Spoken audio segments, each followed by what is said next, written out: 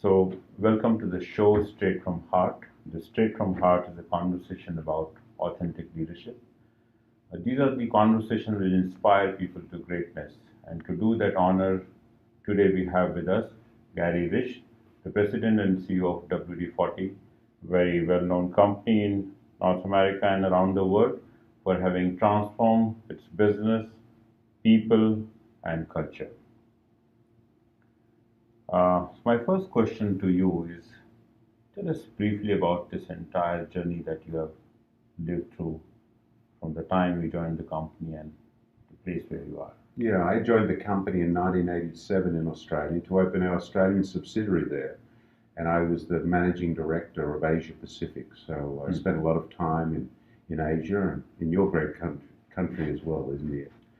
And in 1994, I transferred from Sydney to San Diego to head up our global expansion. At that time, only about 10% of our revenue was outside of the United States. And we had a dream to take our blue and yellow can with a little red top to the world. And then in 1997, I got the opportunity to lead the company as CEO. And since then, we've quadrupled the size of the company by revenue, nearly 9 times in value, and we're now selling or creating memories in 176 countries around the world, and about 65% of our revenue is outside of the United States.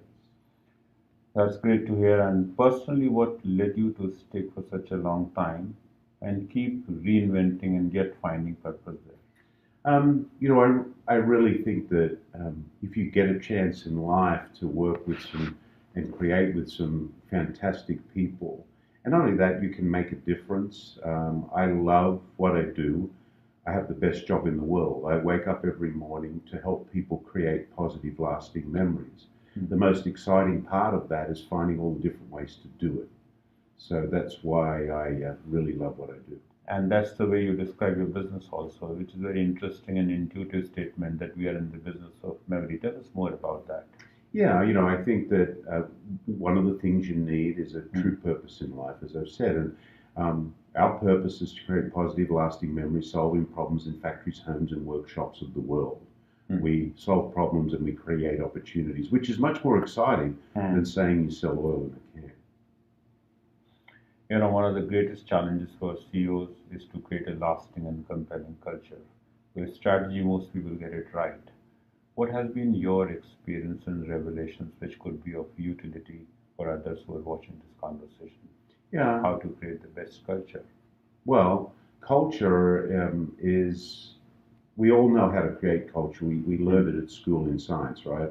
We got a petri dish and we put elements in it and you can grow good or bad culture. Good culture is about caring about people. And care is not only caring about them personally, but caring about creating an environment where they can step into the best version of their personal self every day. We say that imagine a place where you go to work every day, you make a contribution to something bigger than yourself, you learn, you have fun, and you go home to your house happy, and that's what we try to do. So care is very important. Candor, no lying, no faking, no hiding. We want to make sure we have an environment where we create that accountability. What are we accountable for to each other? And then responsibility. It's our responsibility to build an organization based on our values. And it's those elements that we put into our petri dish every day to grow a culture that is engaging. I can understand that for an individual to do it is far easy because he's so passionate about. How do you cascade among hundreds and thousands of people? Well,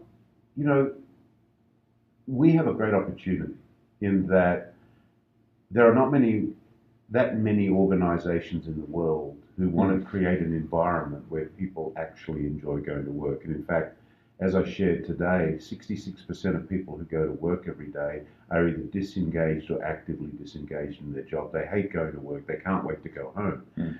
So if you can create an environment where you do have the elements that actually support people, those flow through the organization. But it takes time. You can't build culture overnight. You can't sprinkle fairy dust on an organization and have it change. So It's not a garnishing. it's not a garnishing. It's a true commitment, and our people are committed to that. Could you recall and share some of the things that came up bottoms up in creating the culture? Yeah, I think that certainly our values, we did that from the bottom up. We asked our people what they felt the values should be in the organization that would have them proud to be part of the organization. So you can't gift people values. Yeah. They have to be convinced that they are part of those values. So that was one of the things. A lot of the development of much of our learning culture has also come. People are hungry for learning if you can, bring them learning. So that was important as well. And then a lot of the compassion that is amongst people, if you can unlock the compassion, it will come from the bottom as well. So I think that culture is bottoms up, top down. I see, in a sense, a lot of democratization of the process in creating the culture. Probably that's what has helped you create such a very compelling system. Your results of employee survey were really impressive. I haven't seen consistently above the 90% marks. How do you achieve that? By caring for people, by having candor, by accountability, responsibility, by having values, by having a clear purpose, by communicating, by showing people that they can make a difference to something bigger than themselves, and by being rigorous around ensuring that we don't allow the culture to be polluted. WD-40 is a great place, but it's not for everybody. And if you don't want to live our culture, it's a bit like the show Survivor. Have you seen the show Survivor? Yes. Where they get voted off the island? Yeah. I'm sure occasionally people get voted off the island. So it's, in a way, it's like invitation. If this place happens to belong to you and you find your purpose being met, that's the place we are creating. If it doesn't meet, it's okay. It's okay. And, one of our measures you would have seen is 99% of our people say they love to tell people they work at the company. Well, that means that company is their own. This is their company. Yeah. I see a great sense of ownership. What really stood out for me, which is really rare, is employee voting their managers for coaching, the respect that they command, 96%. Yes, 96% of our tribe members say they respect their coach. I know a lot of companies who are trying to create culture of managers as mentors or leaders as coaches. People not willing to get coached by their own team. So in your case, how do you turn this up? Well, I think trust is very important. As a coach, and if I was your coach, I would be clearly saying to you, I mean you no harm. I'm not here to mark your paper. I'm here to help you get an A. So let's both decide what that A looks like. And it's my job every day to help you step into that best version of your personal self. Yeah, and that's a great feat of achievement. Among all the parameters that really stood out for me, probably that's the one which has contributed to other parameters also in my mind. The next thing which is in my mind is you have been a busy man, the president, the CEO of a company, and yet you are creating a parallel career for you in the space of being a leadership development and executive coach. How do you manage that? I don't play golf. So you use that time to learn. And not only that, I think, as a legacy, I see the benefit and the joy and that my tribe gets out of what we do. And I would love to help others get that benefit and joy. I think it's a gift that I can hopefully give back as part of the legacy of the learning that I've had so far. And thing is, what you are doing is a must-do thing. It's not something special. It's every manager's job. Absolutely. Leadership is a 365 day, 24-hour-a-day job, and it's like being on Broadway and not having an interval. And the worst thing you can do is try to be a leader and not be a good one, because all you'll do is hurt people. The Dalai Lama said our purpose in life is to make people happy. If we can't make them happy, at least don't hurt them. And if you're a bad leader, you're going to hurt people. Yeah. One of the things, the phrase which I heard from you quite often in the morning session is soul-sucking CEOs. I think that's a very unique way of putting hard things brutally and a kind of showing the mirror that what damage we could be doing. Tell us a bit more about that, the soul-sucking CEO.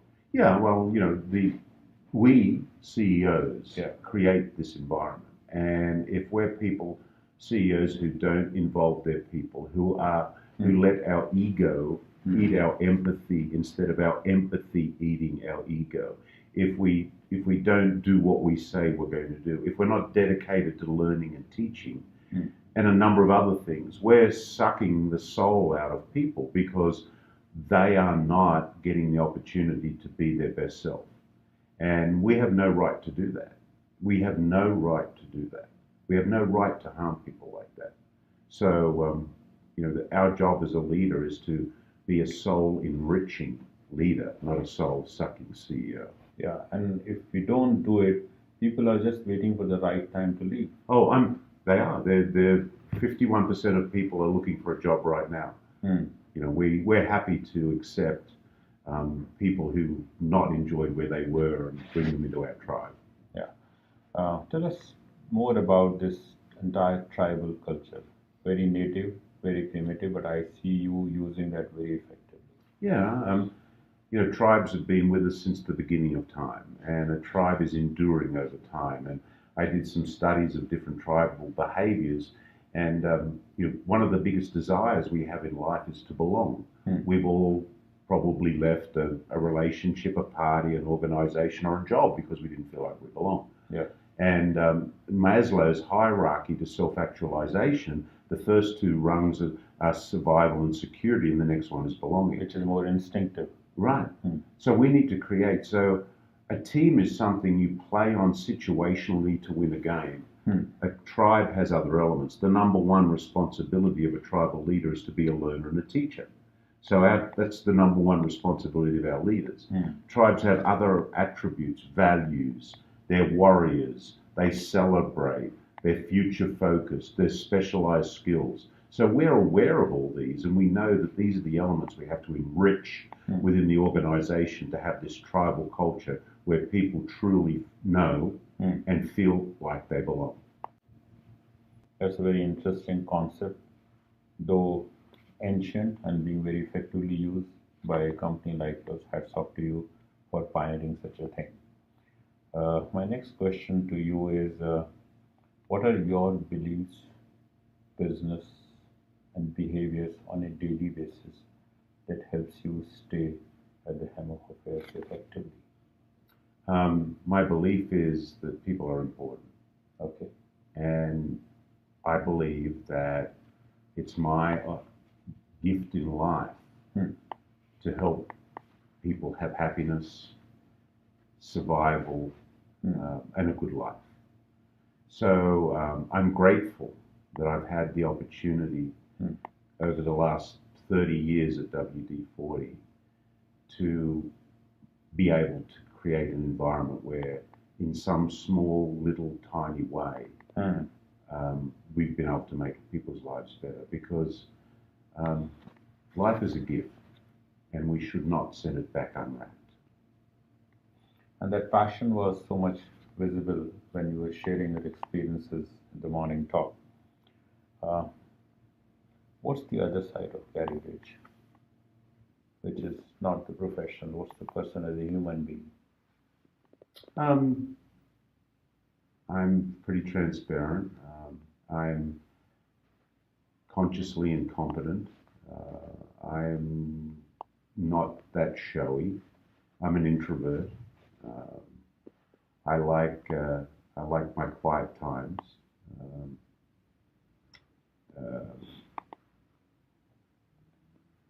Yeah, How do you enrich yourself on a daily basis?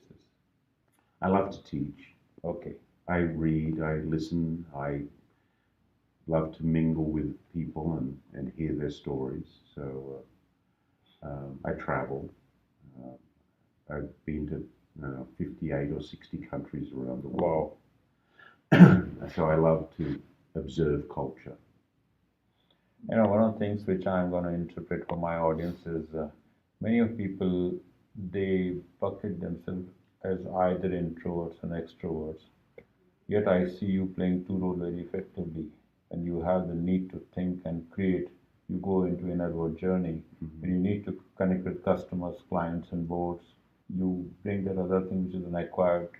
Yeah, I think, and it's, life's a stage that on which you play. But, my special times are my quiet times and, with my wife or my family and just enjoying, or with my dog, just enjoying that. What dog you have? I have a rescue dog. Okay. He's part shepherd, part lab, and I think part Great Dane because he's about 60 pounds. His name's Max. Max. Yeah. And when you go back home, he's the first one to greet you? Usually, yes. With the tail wagging, Yeah. That's very interesting. And I think affection at home enables us to bring the affection at workplace. That's a very important personality. If you were given a time to go back in your life, where would you like to be? Right here, right now. Right now. This is the best day of my life. That's very heartening to see. And my last question to you is, I guess in small steps, I guess I probably competed with 16 million sperm to be here, so I'm pretty special, and you are too. Yeah. Thank you very much, and it's a privilege to share this small commune of MG100. I am really delighted to have met you, listened to your talk, and do this interview. Thank you very much for your time. Thank you. Thank you. And if you come to India ever, let me know. I would be If delighted. you have some taste for curry, I love enjoy curry. that. So Thank you very much. Vindaloo is my favorite. Vindaloo. Oh.